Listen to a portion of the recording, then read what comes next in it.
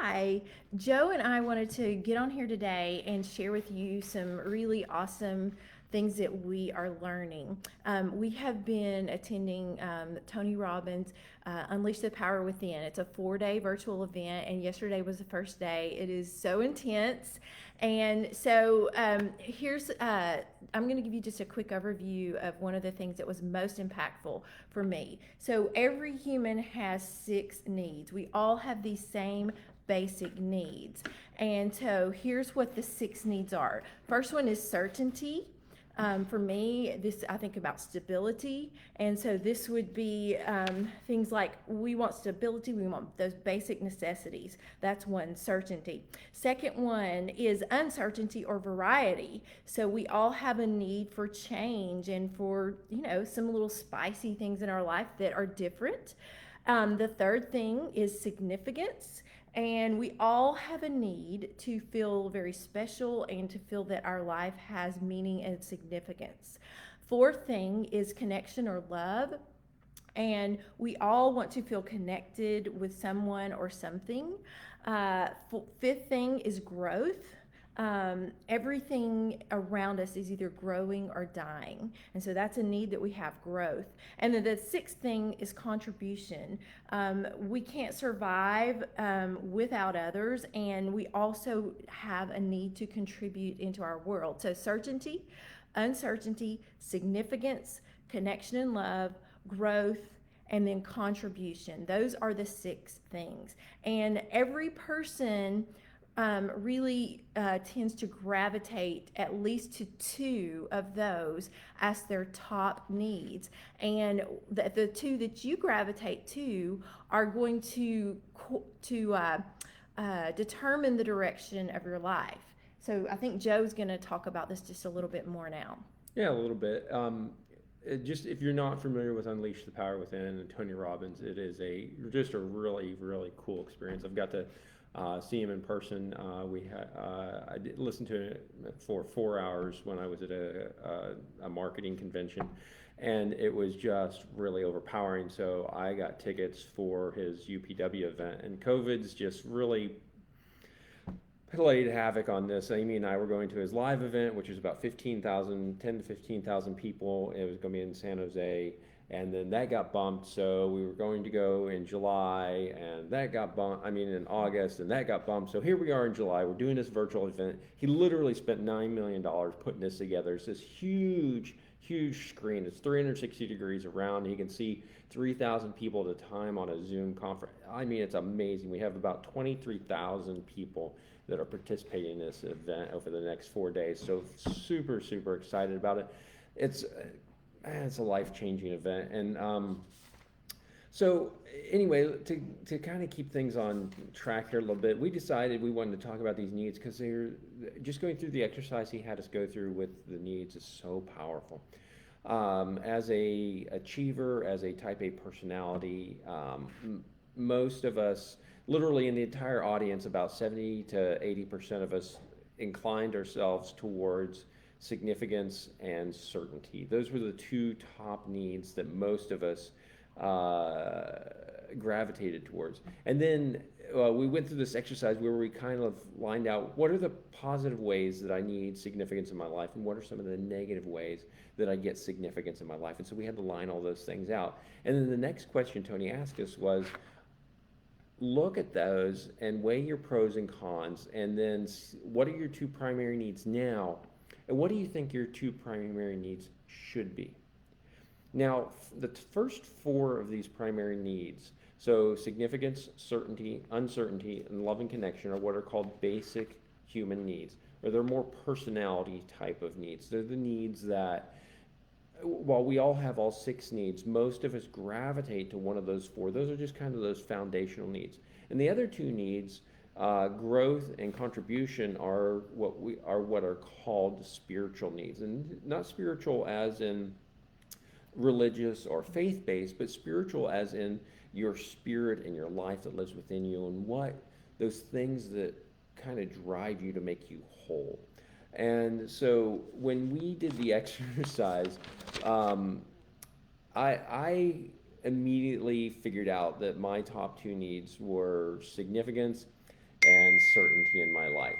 And that was really, I kind of knew those heading out, and I just thought that was super powerful. And then when I started doing the pros and cons, I realized how much damage I was doing to myself, my relationships, and my connections with others, and my family, because those were my two primary needs. And I quickly identified that growth and contributions are the areas where I want to live my life. Those are going to fulfill me and allow me to serve others and contribute to life and society and the world in the way that I really want to, in order to live my life to its more fullest. And some of the things we had to write down our pros and cons again, but some of the things that were very negative from on my side for significance and certainty. And this, we broke out into small groups where we had 6 people in the room, and we all shared the exact same thing. It was crazy. And it was, for me, it leads to insecurity and unsettledness and perfectionism and controlling behavior and all those things that I really just don't like about, how I interact with people. And then when I switched over to growth and contribution, it was real easy to see that, my life begins to live focused on others and less selfishly. It was, beginning to work towards my purpose and my vision of my life.